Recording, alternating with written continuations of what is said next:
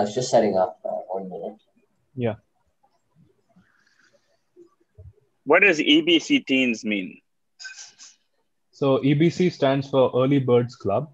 Oh, okay. And basically, our club, like I would have told on the mail, like we focus on, early morning routine, a productive early morning routine, which is very important. And we try to inculcate it in the teens, because from a young age, if you start, having a good morning routine, then it's quite useful. And you might be knowing most of the billionaires wake up at 4 o'clock. And we also urge everybody to wake up at 4 o'clock. Yeah. I slept at 4 o'clock, so not very good example. So that's all right. We are live. Let's begin. Okay. Hello, everyone. Welcome to the EBC Teens Talk Time with Mr. Vikram Raghavan. We are extremely honored to have you, sir, with us. So I'll just give a round of introduction on who Mr. Vikram Raghavan is. So Vikram Raghavan earned his undergraduate degree from the National Law School of India University and later obtained a master's in international law from the New York University School of Law. Mr. Raghavan has worked in the bank career for over 19 years. In the span of his career, he has worked on projects in many countries like Afghanistan, Iraq, Iran, India, Mali, Myanmar, Nepal, Pakistan, Philippines, Somalia, and the list keeps going on. And drawing on his experience, Mr. Vikram was involved with the landmark World Development Report on conflict, security, and development.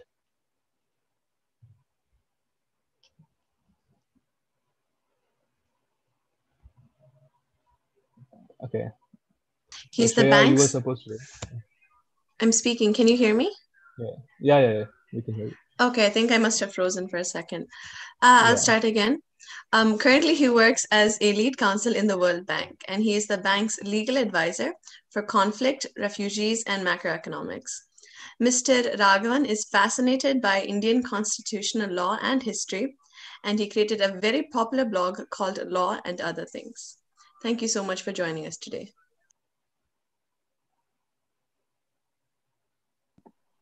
Okay. Thank you, Shreya and Aryan. Hi. So can you guys hear me now? Yeah. So we're gonna have our questions. So the first question is, when did your interest of law start? Well, it's hard for me to say. Like Aryan, who's surrounded by legal books at the back, I also had a legal background. For instance, I'd be curious to know whether Aryan has an interest in law because of those books in his background. But I guess sometimes when you're in a lawyer's family, that tends to rub off. I always maintained that wasn't the case with me, and I got motivated independently. But I suppose when I was around your age, I think in this country, in the US, where I am now, it sometimes horrifies people to say that one gets interested in law in your teens. But I think that's probably when I got interested, because at 17, I was in law school. So just because I studied in India, where you can do that, out of high school. So as we were talking on the phone the other day, you mentioned that you worked in the Madras High Court and the bar as well for a couple of years. So what led to the sudden, paradigm shift from a Madras High Court to the World Bank? Like what was the change? Well, I didn't actually work independently in the Madras High Court. That was my internship in my second and third years of law school. So actually, when I began my career, I sort of worked. I did my master's and then began my career in full steam, but that was mostly here. So it was really as an intern I was exposed to Indian courts. So on what subject did you do your master's on? My master's was in international law. Oh, wow. Yeah.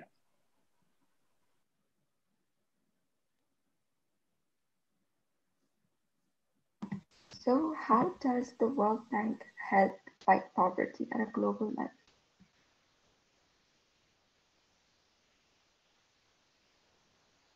Shravari, the question is, how does the World Bank help poverty? Yes. Okay, well, so the World Bank was founded 75 years ago. In fact, in last month, in a way, was the 75th anniversary of the coming into being of the World Bank. And its original aim was for reconstruction and development of the member countries, which are now, I think, 187 or 189.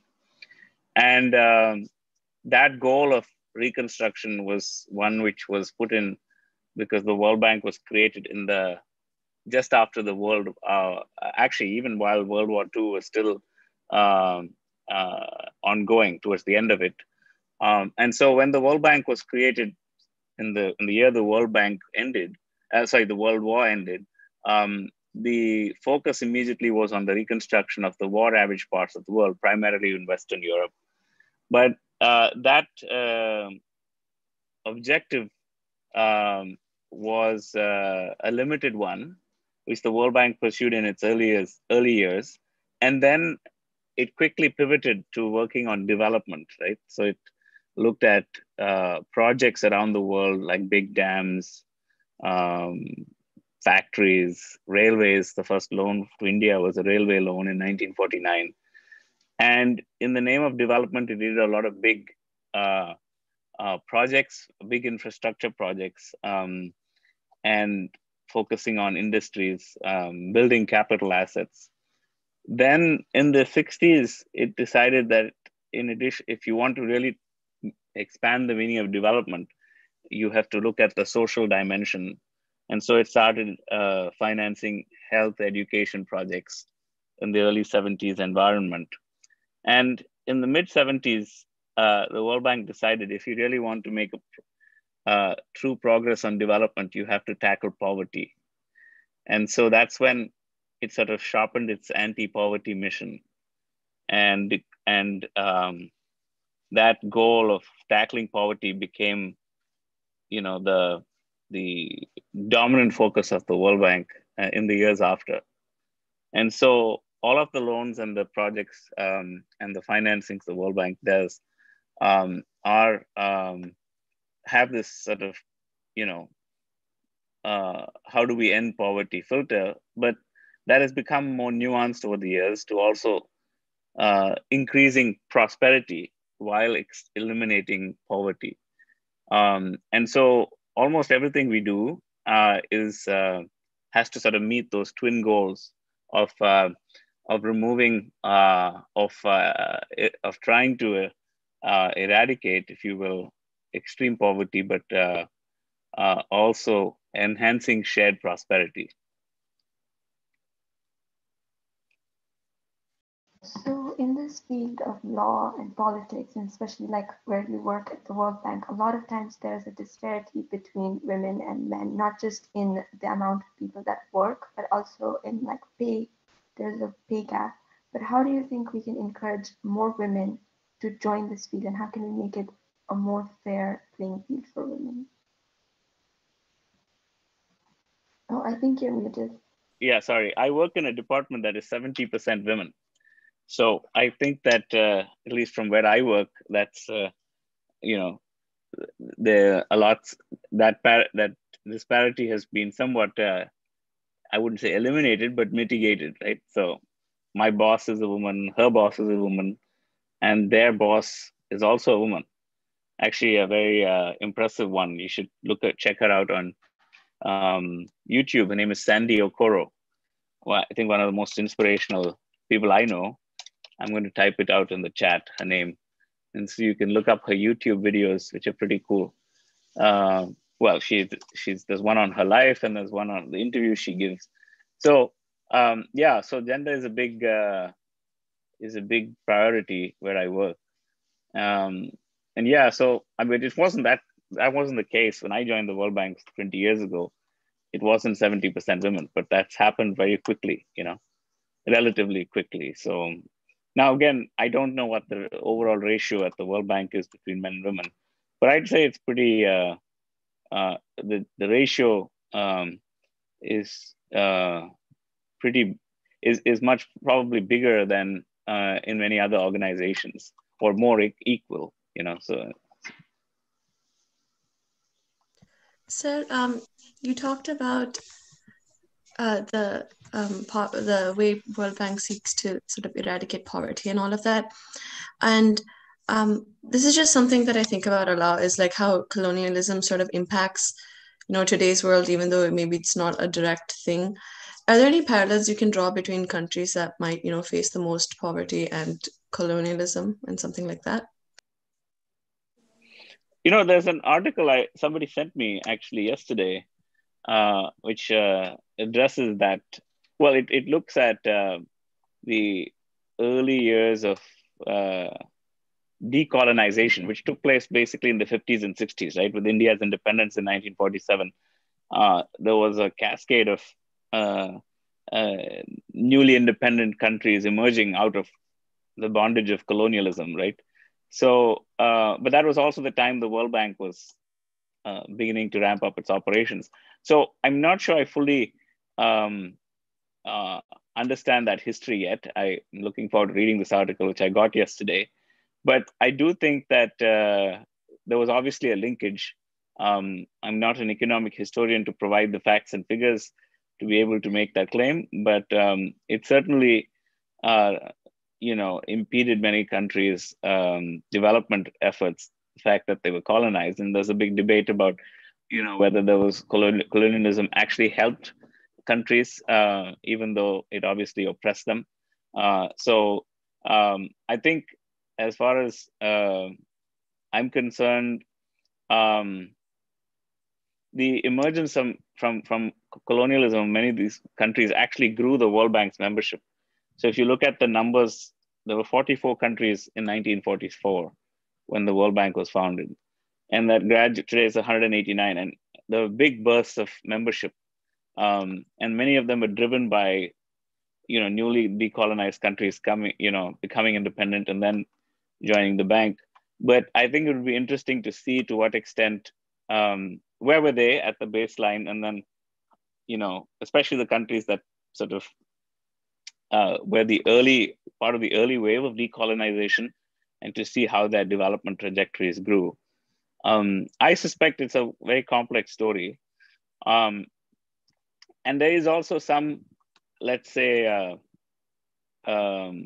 history to it, which may also be, may need to be fully understood. The World Bank did lend to countries that were sort of colonial powers for their colonies. In 1944, when the World Bank was created, that was, in a sense, part of the reality of the world, right? It was created with, in fact, even India, which joined the World Bank in 1944 as a founding member, was technically still a colony, right? It was still ruled by England. And so the world that the World Bank faced when it first began its work was really a very colonial world. And so it had to make loans to countries which had colonies. And in fact, even in the charter of the World Bank, the constitution of the World Bank, there's some reference to that, the fact that one country can borrow on behalf of another, of a territory that is under its dominion, if you will. But I think that there aren't that many examples of it. And the World Bank's lending really took off as well as these countries became independent and then joined the bank and asked for more loans. And that whole social sector focus that I described, lending for more health and education projects, also coincided with this sort of phase of decolonization. So as you recently said, the World Bank aims to eradicate global poverty by giving out loans. Can you describe a few major loans the World Bank has given that have contributed significantly to the eradication of poverty on a global level? Well, it's hard to measure at a global level because remember, these loans are often a drop in the ocean. it's hard to even measure how far these loans actually help a country's overall development picture, because at the end of the day, they are a finite amount for a very specific purpose, right? And the World Bank also has what's called policy-based loans, where it lends for countries programs of reform or development, right, which is not particularly for a particular project. But even that, the amount is, these are not, by today's standards, these are not vast amounts of money which are being pumped into economies, right? We try to be as strategic as possible. I think that there are some very interesting projects. The bullet train, for instance, in Japan was financed by a World Bank loan. Some of the big dams I mentioned, the World Bank also financed the early aircraft fleets after the World War of Air France and KLM. Now you can ask, how did that help poverty? But it was part of the whole idea of development, right? Reconstruction and development. And then, of course, more recently, I mentioned, then through the 60s, as I mentioned, the focus became education and health. And so you see those early projects, which are loans for education and health, which initially met with some skepticism that this is not development, because the meaning of development in the 60s really was defined in the context of big projects and infrastructure, what were called capturing the commanding heights of an economy, right? But in a way, the evolution of the meaning and understanding of development also changed the way the World Bank decided to lend for projects. And then that's, in turn, its contribution to the eradication of poverty. And so I think that, for instance, the focus on rural poverty, which took place in the 1970s, saw the World Bank making a lot of loans for agriculture. Now, many of these loans also financed pesticides, which then had side effects, obviously, or significant, let's say, consequences, environmental and health. And so I think today there's an evaluation of whether that was a wise thing to do. But I think that in terms of big projects, again, it's hard to sort of say this one project contributed to elimination of global poverty, right? But I think it's the range of different projects all taken together, but also the idea that it's not just one silver bullet that can solve poverty, right? That can lift up a country out of poverty or make it a more advanced economy. And so I guess that formula has not yet been perfected as to what would be the one thing that one can do. So, and part of it is also, trying to find a focus, especially since economies are so vast. Do you lend for a housing project or a climate project, or one to prevent erosion of coastlines, or a big dam, or a power plant? We don't do that many big dams anymore. Or an HIV/AIDS project or a COVID project. So, there's a lot of demand. And then the question is, what is the most strategic use of the World Bank's money? So if you see, for instance, in India, there are lots of projects in the last 20 years that are focused on building local institutions in, especially in Indian states, right? Strengthening panchayat systems. And you can argue, what is the poverty sort of link there? The idea there is empowerment of local communities will lead to, better outcomes, right? You have a lot of World Bank projects on rural water supply, and then a lot of projects on community-driven development. It's, again, the aggregate of all of these to see that sort of the effort to help countries reduce poverty, but ultimately they are in the driver's seat. The World Bank doesn't have a magic sword or wand to basically eliminate poverty by itself around the world. It makes a contribution, but countries are sort of in the driver's seat in doing so.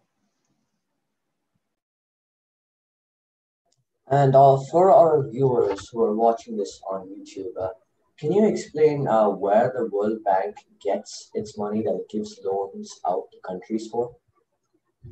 Yeah, that's a good question. So the World Bank, actually, legally speaking, doesn't really exist. That's a strange thing to say, but it's really five institutions which are part of the World Bank group. The original World Bank that I mentioned, which was founded 75 years ago, its official name is really the International Bank of Reconstruction and Development, which are basically the two goals I mentioned that the World Bank's founders gave to it at its beginning. And that International Bank of Reconstruction and Development is the original World Bank, which was founded 75 years ago. And its model is basically an international organization with shareholders. So it's not like the UN where you remember and then you pay subscription dues like a club. This is more like a corporation, if you will. Like it's a bank which has shares, and so members buy shares, and then become only countries can be members, and then they're allocated certain shares depending on what their global economic level is at that point. And the original share capital of the bank, of course, is limited, right? And so the World Bank has to borrow because it lends, I think, about 20 billion, or maybe just a little less or more. I don't remember the actual number. It's on our website. But that amount, in order to sustain that amount of lending, the World Bank has to actively borrow. And so a lot of the money that the World Bank gets, that the International Bank I mentioned, the original World Bank gets, is really from borrowing on the capital markets or financial markets of the world. But in 1960, the World Bank also created a second institution, which was called the International Development Association, the International Bank, and then the International Development Association, IDA, or what we call IDA. And IDA, its focus is on the poorer countries who cannot borrow from the World Bank, from IBRD, the original bank, the International Bank, because the International Bank, if it has to lend to countries after borrowing that money from the capital markets, has to charge a rate of interest that's market driven. And so the creation of the International Development Association in 1960, IDA, was to basically create a concessional lending institution that would lend at much lower rates. For that, of course, you could not rely on the market. So you had to get richer countries which made contributions to this IDA so that it could lend at concessional rates. And so IDA historically has always basically relied on the contributions of, let's say, its more prosperous members to make loans to the poorer countries. And so when you say who finances the World Bank, it really depends on which World Bank you're talking about. If it's the International Bank, the 75-year-old institution, which borrows from the financial markets, the money from there comes from people who are investing in the bonds that the World Bank floats in order for it to lend. Those are kind of technically borrowings. But IDA is financed from the contributions of prosperous countries. And there are a large number of them now. Every 3 years, there's a cycle where countries pledge money to IDA, and then that money then is used to finance projects in poorer countries, especially countries that are, have very poor institutions, very fragile institutions, or that are conflict-ridden, or have, are at the lower end of the economic pyramid of, countries in terms of their output. So, Mr. Raghavan, as we already know that you're really, really, passionate about the World Bank and passionate about helping other countries. So when you started out, did you have this passion, and how did you inculcate, your interest in this field? And are there any inspiring moments from this journey that you would like to share with us today? I guess on a Saturday morning, it's hard to be that passionate, but all of you were up and early. So I think that, I think I'm very privileged that I work at an institution like this where I get to see things that many other people may not have the opportunity to do, to see, which are basically how the world or countries evolve economically, but also the interesting projects that we're engaged in. And so, I mean, I guess I worked on Afghanistan. I went in with one of the early teams. I wasn't the first on the ground by any means, but I was there, just maybe 2 or 3 years after after 9/11 and the war ended, to see them try and reconstruct. And of course, that journey is still not complete by any stretch. So that was an interesting, certainly, experience to work on Afghanistan. I also worked a lot on Sri Lanka, especially during the peace process. And then I worked on Myanmar, Burma, when it rejoined the World Bank a few years ago. It didn't rejoin the World Bank in a membership sense, but it for many years had stopped taking the World Bank's assistance. And so when it was ready to resume after 25 years active financial relations with the World Bank, I was involved in that early effort. So that was also very interesting, to go out and help negotiate for the first time the World Bank's assistance to a country after 25 years. I also worked on the tsunami reconstruction operations, which you may not, I mean, most of you were probably born at that time, 2003, 2004.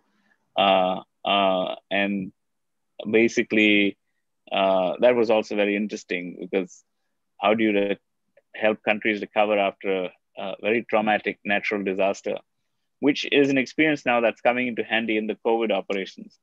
We are heavily involved in the COVID front. We're working on vaccines.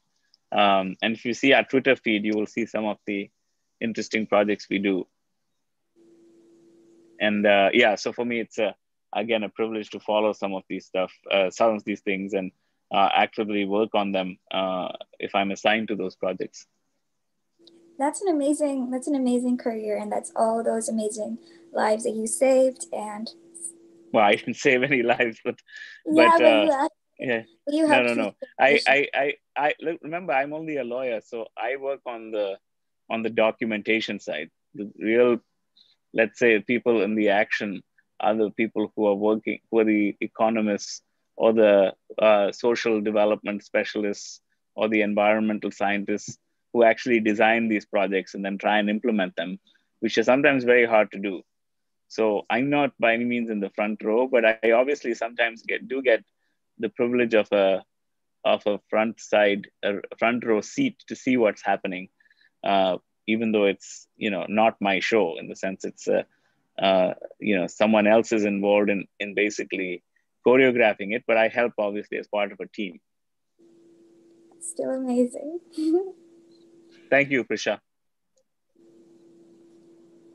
Excuse me, sir, I had this question.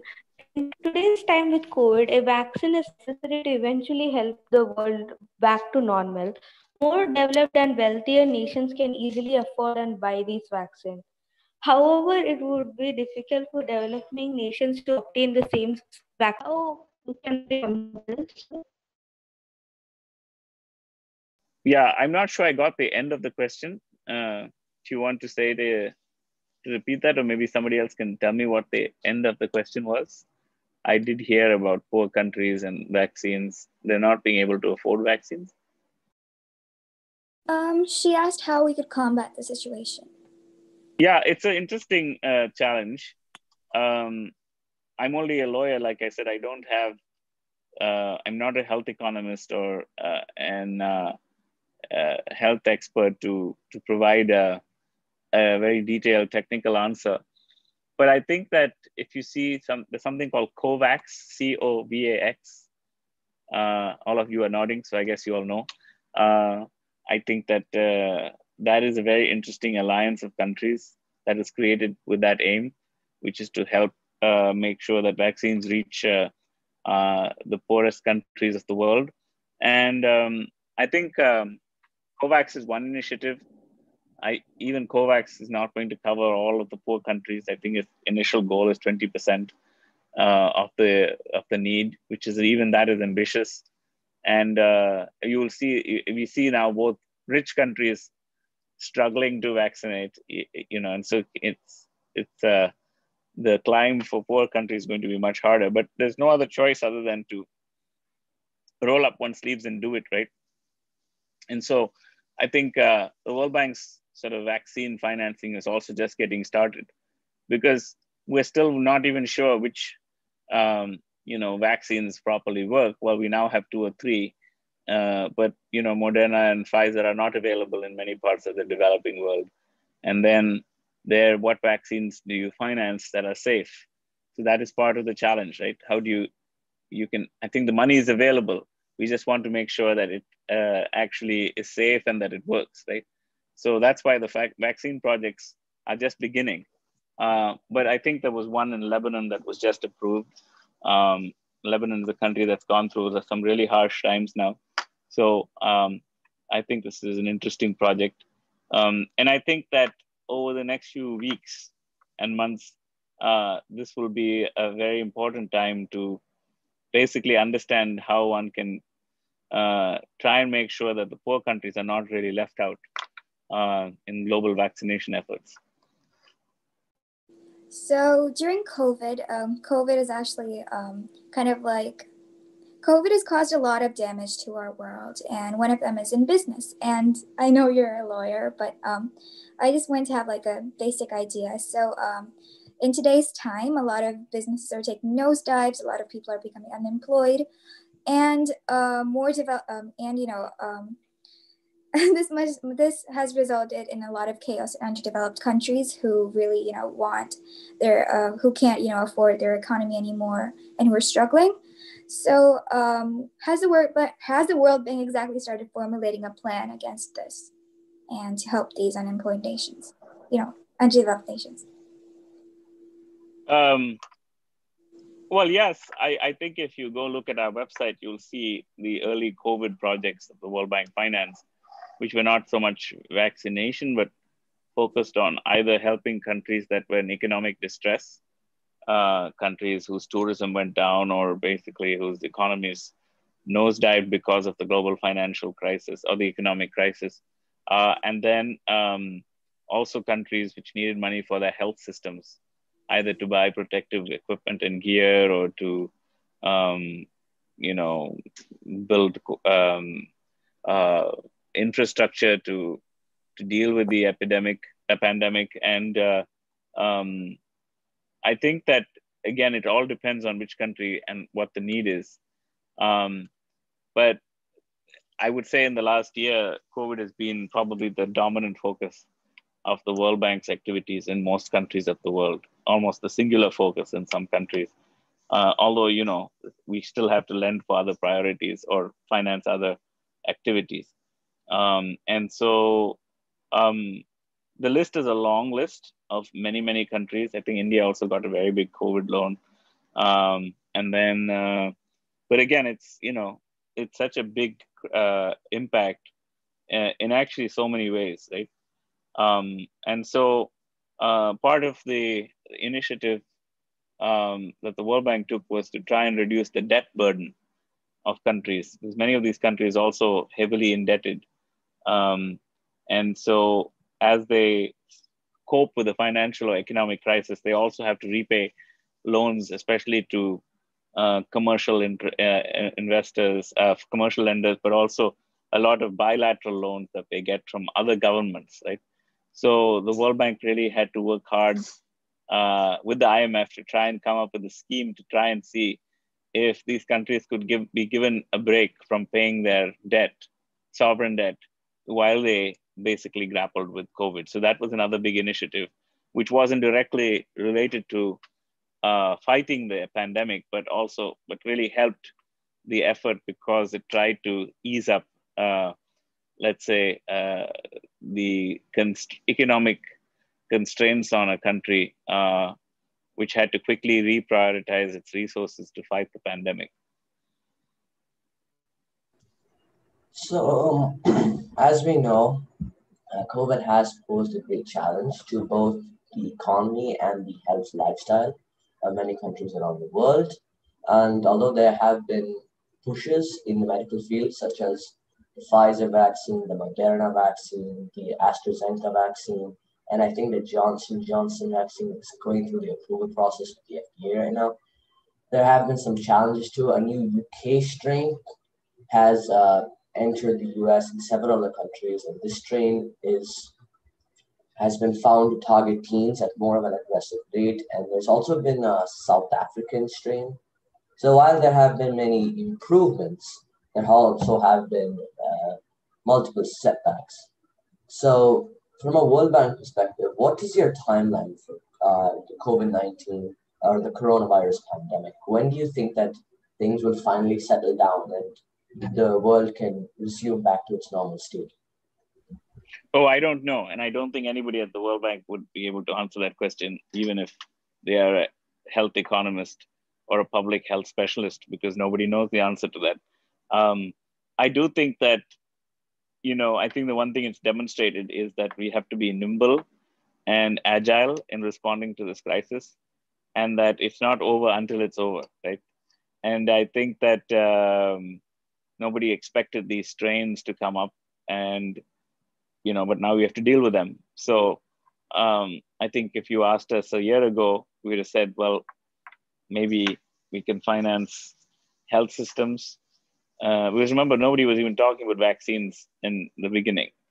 And the focus was really on getting, try and help countries just deal with it in terms of treatments or just responses, right? Like public health measures. But now the focus is on vaccines. And then as this first wave of vaccine financing is taking off, what do we do about the variants, which, again, I'm not an epidemiologist or a virologist to provide a more technical answer. But I think it just underscores the fact that this is not a crisis that you can just lend to and then forget about and move on. Right? It's clearly something that's a lot more protracted. And its impact is going to be felt in a very staggered way in different parts of the world. Right? Countries that may vaccinate their entire population may sort of, escape from this, or maybe sort of, let's say, may get a break for a while, but we don't know where the variants are going to take us. And so I don't know, it's hard to say, but I think the one thing, the lesson is, it's like, I guess that's where the work that we're doing on conflict is helpful. Not even helpful in the sense that it gives us a sense that one can't just treat this as something you throw money at and then all will be well. Like if you work on Afghanistan, which I began working on the early part of my career, by no means is Afghanistan anywhere close to being done in terms of conflict and the impact of conflict on the lives of its citizens, right? So if you ask me in 2003, well, in 20 years, would we be in a different place? I would have imagined that in 20 years, there could have been, let's say, a more stable path to recovery for Afghanistan, which hasn't happened for a variety of reasons. I mean, of course, there's been a lot of progress in terms of building institutions, empowering women, having ordinary Afghans participate in economic decisions. But, there's still so much more to do. But it just underscores the fact that now, especially in conflict, the assumption 20 years ago was you have countries that are going into conflict, then they come out of conflict, and then they're back to prosperity, right? On the road to prosperity. And we find that that's not happened. There's sometimes protracted crisis because the causes of the conflict are so complex that it's hard to say that this country will exit conflict and will be on its way to prosperity in 2 or 3 years, right? So I think that's a good sobering reminder that COVID, the impact of COVID might basically take a lot longer than one might expect from any other pandemic. I don't know, maybe it would go away.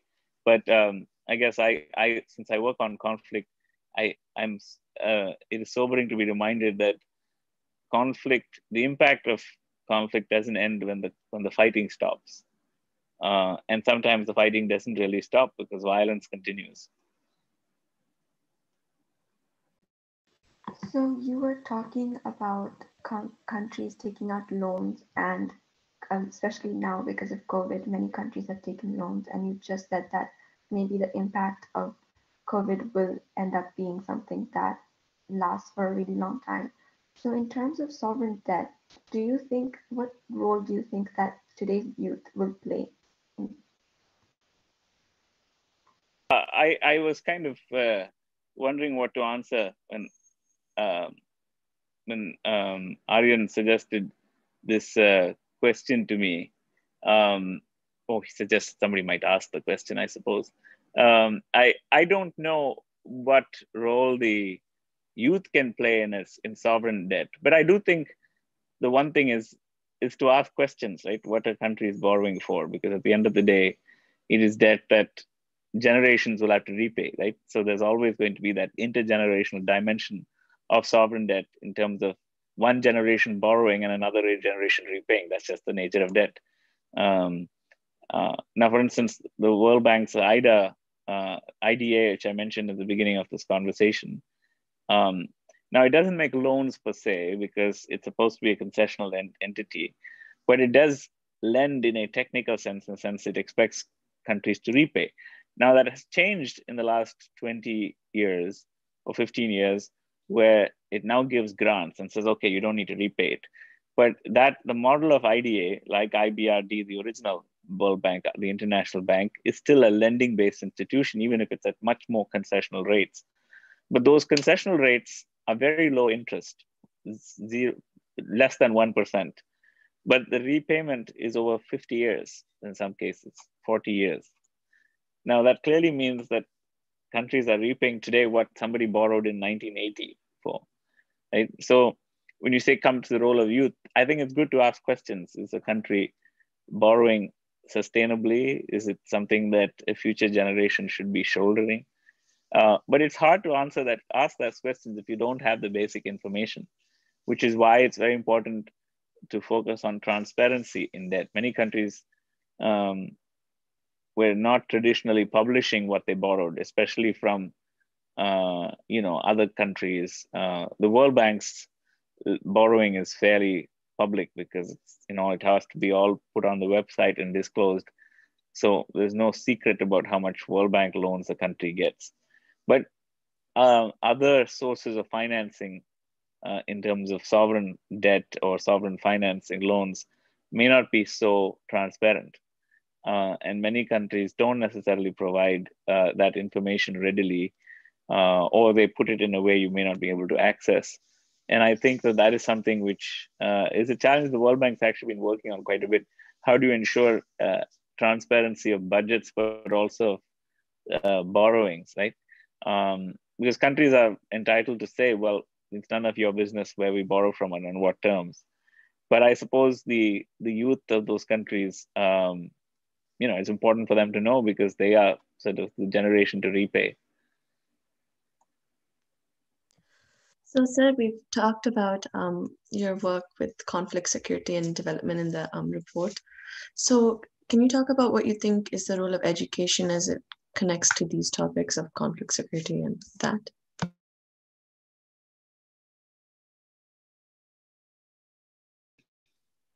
Yeah, I think that you mean education, your education as a teenager, or you meant what education, do you mean by education overall? So how does education impact conflict that a region faces, and does it help to mitigate it some? Well, I obviously think that education is one good proxy of progress, right? I think it'll be interesting to see if extremely well-educated countries with large, sort of highly technically educated populations have conflict. And I'm not sure, you could have a correlation. You still will have people who are extremists or people who are, conflict. The idea that conflict was a disease of economic disparity is now simplistic, right? Because there is also conflict and violence in rich countries. So, of course, education helps, especially if you have child soldiers, getting them into school, helps, avoid them being vulnerable to sort of, let's say, being forced to take up arms. But it's hard to basically say that to guarantee that will stay the same way, right? But also, I think that global education outcomes are definitely impacted in countries that experience conflict. And so building on social services, health education, especially community-driven development, all help in a way to reduce the tendency for, or the likelihood that a society or a country will experience serious conflict. Like I said, even very prosperous or fully developed countries also experience conflict. And so education helps. I certainly think that an investment in basic education, technical education, girls' education, especially, in female enrollment rates, all of them definitely help sort of, let's say, the recovery or the exit from a conflict. But it's obviously not a silver bullet.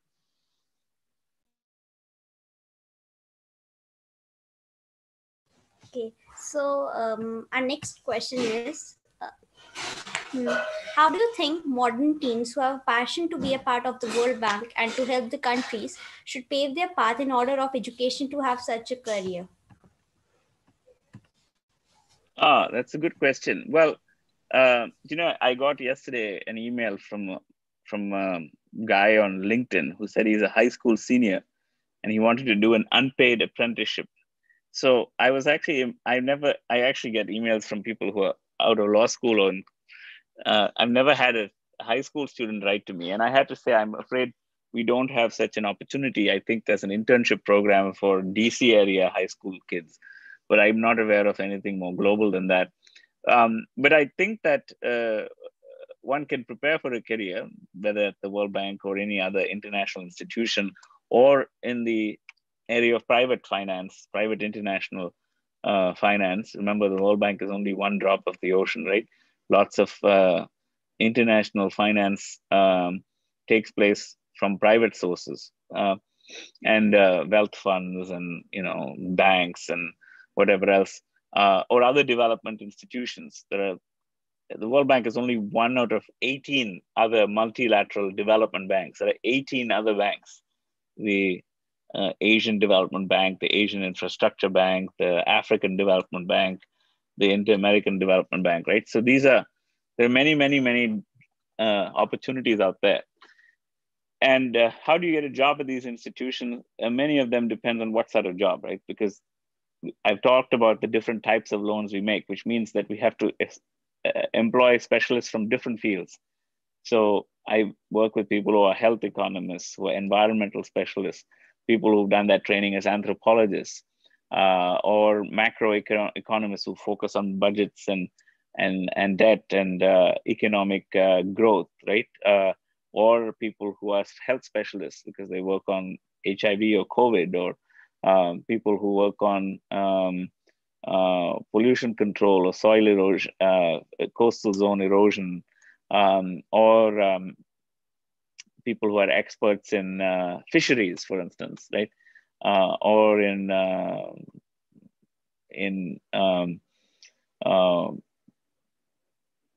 I'm trying to think of a good kind of an esoteric field. Someone who works on climate, for instance, or carbon finance. And so each of these fields require you to be fairly decent, right? I can't do a climate project, right? I mean, maybe I could watch and learn for 5 years, but I'd be fooling people. So you need to invest in a core education that's strong, right? So my focus is law, right? So I try to be the best lawyer I can for this purpose, for which I obviously invested in that legal education. And I also worked for a few years before I joined the World Bank. So in terms of what teens can do, I think it would be very helpful to actually not have too much of a focus, oddly, if I may say. I think it's important to be curious about many different things. I wasn't as curious as I should have been, but partly because I didn't have Facebook and YouTube. I'm kidding, but we didn't. So obviously my range of interests were limited by the opportunities I had, and you have a lot more opportunities. And I think that it's good to be intellectually curious on many fronts, but then you decide slowly. And I think in America you have the luxury of a liberal arts education before you choose what your specialty needs to be in grad school. Whereas teens in India have to make that choice at 17. Like I at 17 decided I'd be a lawyer, and now 30 years later I'm stuck with it, right? No, And but not stuck. now I Yeah. think the NLS, I think recently, just 3-4 days or a week ago, they said that they're releasing a program where high school students can come for a month and see how law school is and how you have to prepare for law school and moot court and all of those things. Basically, Mm, what the foundation of a lawyer is. So I think mm. that's a new step which they've taken, and Well, it would I be don't think quite. it's that much of a new step. I was the first person to do it. They may not be aware. Oh, In 1991, when I was a high school okay. student, I decided I wanted to try out NLS, which had not yet graduated a single student. It had not graduated a single graduate yet. And Hmm. so I said, if I'm going to join this new college, I better know what it's like. So I wrote to the school and I said, look, I'm still in my 12th grade. I want to come and check out your school. Now, today they would have told me to go to hell until they announced this program. But in those Yeah. days, I think they were surprised. And I couldn't write an email. I wrote a handwritten letter which said, "Dear sir, may I come and look at your school?" So I got this typed response which said, "Okay, you can come and show up for the orientation of the class that's been just admitted." And so when I showed up, that entire class thought I was part of they all thought I was their new classmate. But I just sat in and watched that. I spent a day there watching it, and then decided, Hmm. okay, after I graduate from high school, this is what I'm going to do. So I just had to say that because I didn't spend a week there, but I certainly did what they are trying to do for teenagers people who are in high school on my own. But to come back to the question that Swasti raised, I think it's good to basically be curious, to think outside the box more broadly. We didn't have the internet. I certainly couldn't Google NLS, and I certainly couldn't Google anything because the word Google I only heard about, uh, 4 or 5 years after I became a lawyer, right? But I also think that it's important to constantly retool yourself. I'm taking now a course on corporate finance on YouTube just because I feel like it's something I don't know enough. And I can't say, oh, I studied 20 years ago and that's enough, right? So education is a constant experience. The other thing I was going to say is to learn languages. Now, it's not so important at an international financial institution. Well, I certainly think it helps, but it's certainly important in a UN career.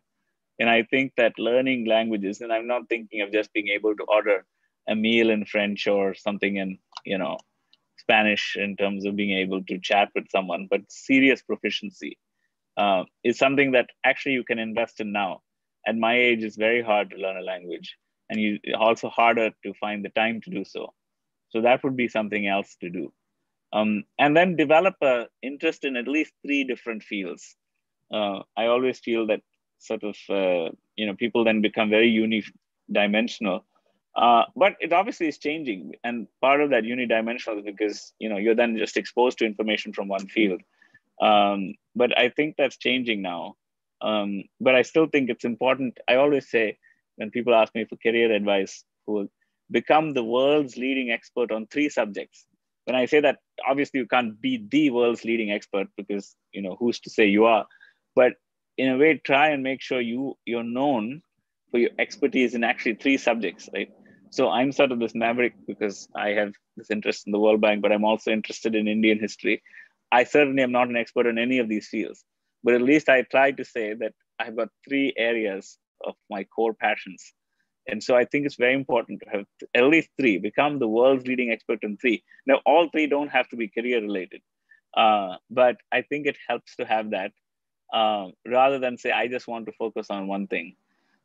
even if you ultimately have to choose that because you do have to get a graduate degree in something.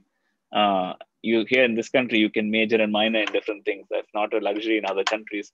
But even if you did that in grad school, you still have to choose something. But at least you have the, let's say more options. But also, I think a broader education base does help. Now, when I, as a lawyer, have to work on projects that are very complicated in different fields, I just have to be curious about a lot more than just my law, right? I need to know about epidemiology, virology, what is happening in vaccine science, not because I'm going to help with the production of vaccines, but if I want to be effective in advising, my World Bank colleagues on what we should be financing, I at least need to know what they are dealing with. So you said that we should, have three choices and be experts in three subjects. So let's say I want to do law, and should the three subjects be outside law, like law something else, or can it be within law, like constitutional law, criminal law, and then IP? So I'm an expert in these three subjects, or Yeah, does it that's have to fine. be outside?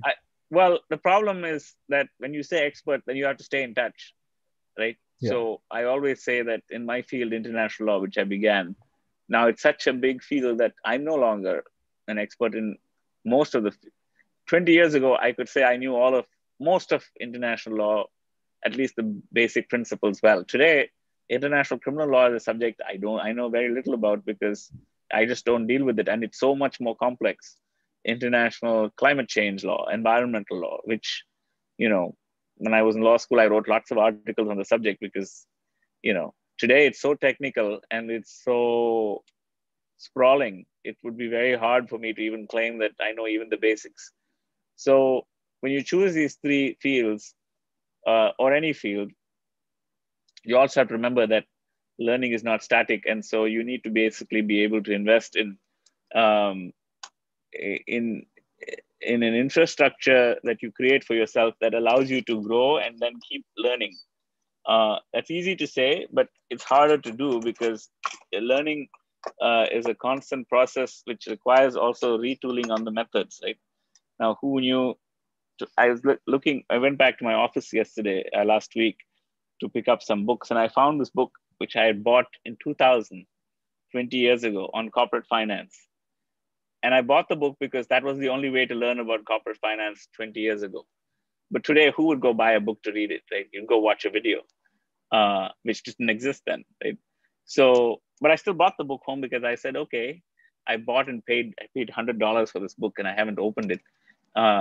But I said, at least I should open it. And then I thought to myself, today I wouldn't have even wasted my time on that. I would have just gone and registered a course, right? For a course.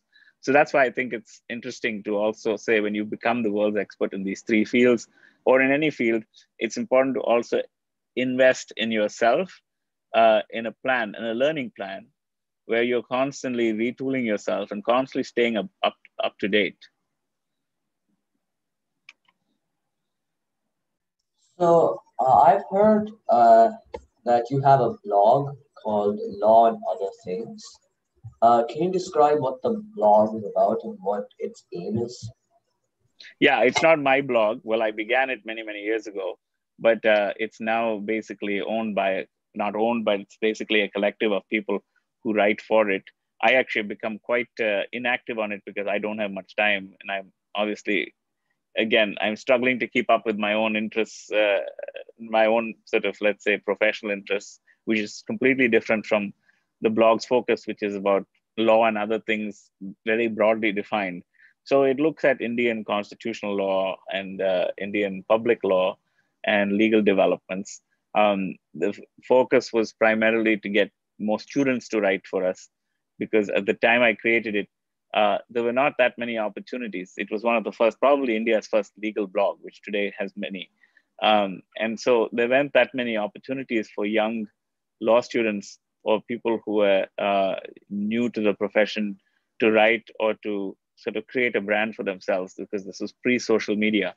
Blogs are pre-social media. And so it was created really as a space that was as an alternative to a journal where you needed to be established or write a long article with lots of footnotes. And this was created really to help people. Let's say, like today, we have Twitter feeds where people share their views. Lots of law students in India today are on Twitter, and they share their views on all kinds of things. And this was an attempt to really create a space for people to create a brand for themselves by writing pieces that were concise, easily digestible. And so today, what we've done is so the blog is run on a day-to-day basis by students at the national at the NAL, what is it? A National Advanced Law Research. That's what I think it's called. NALSAR Law School in Hyderabad. They run the blog on a regular basis. The students, there are 5 years of students. It's a 5-year course, and so there's a committee that really runs the blog on a day-to-day basis. That's chosen from students, senior to junior, and they make all the editorial decisions. I am sort of the alumni of the blog now, but I'm obviously very invested in its continuation because it was an idea I had. And but it's, I think, just to remind you that when you choose these three subjects, it's also good to basically see how you contribute, right? So this was my way of trying to contribute beyond just sort of trying to educate myself. Now, again, it's important to realize that this blog is just one medium. It may not work in 5 years, right? In fact, 5 years ago, I thought I would close it down because no one was interested in it. But it kind of revived because the students took over. I actually thought blogging was going to be kind of passé by now because everybody would be tweeting. I think that I also thought writing long articles would go away, but people still do them. So I think the blog experience has taught me that you need to be nimble. And I thought other blogs which started around the time I began this have closed because, either the founders lost interest or just didn't have the motivation. The technology changed. And I felt that if this had to work, we'd had to basically decide to give it over to somebody else to run more effectively. And they've really changed the look and feel of it, right? It's no longer some clunky sort of blogspot kind of application which nobody can read. But again, they've also now created social media handles to basically advertise what their offering and content is. And I constantly tell them, let's think about how to innovate beyond being a blog, but a space, right, that evolves with technology.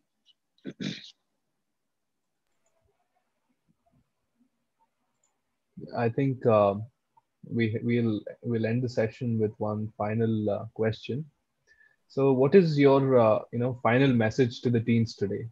Like, what all characteristics do you think the teens should inculcate in themselves to be successful? Well, I don't like giving advice because I think it sounds very old, and I don't want to feel very old.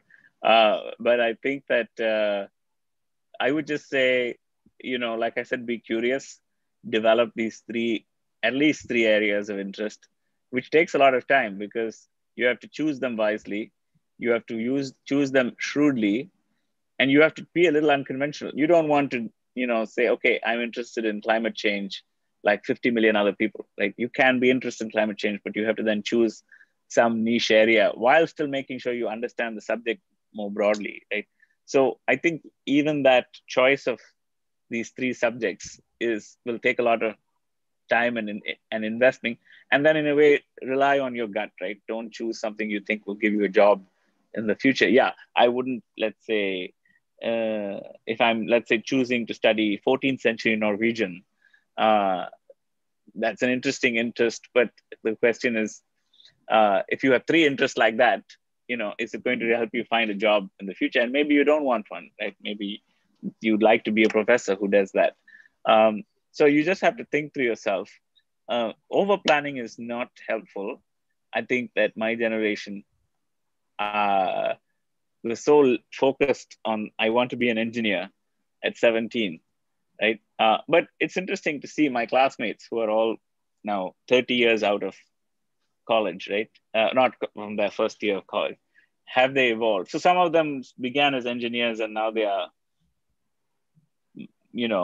financiers. Some of them have continued that way. Some of them have just stagnated because they just didn't think, outside the box. Now, you can say I've stagnated too, because I've actually only worked in 2 jobs. The average person my age has worked in at least 5 or 6 jobs, right? Changed. I've just had 2 jobs. One, the World Bank for 20 years now almost, and the one before it, which was for 3 years.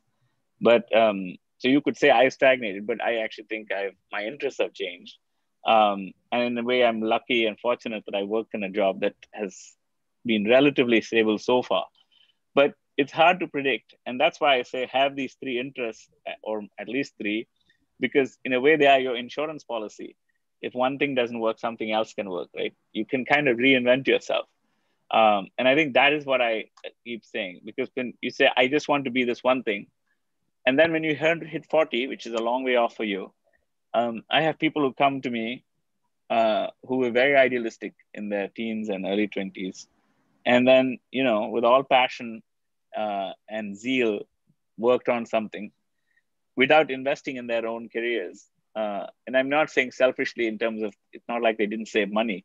It's that they just didn't think about what would happen in 20 years. And you can always say, yeah, I'm too young to think about that. Let me think about what will happen in 5 years.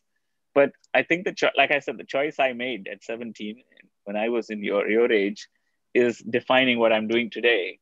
But I've also tried to make sure that I'm not a hostage to that decision. But it's, I probably would have been a little more interested in other fields had someone told me, you're not going to be, you can be a lawyer for the rest of your life, but the world will change so much that that's going to be too small a focus, that you need to have broader focus. I would have certainly learned a language, for instance, if someone had told me that, or at least tried to.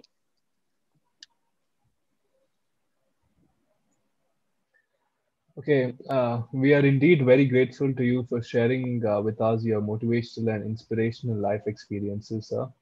As EBC teens, we aim to change our lifestyle to make it more positive and productive, and encourage others to do so as well.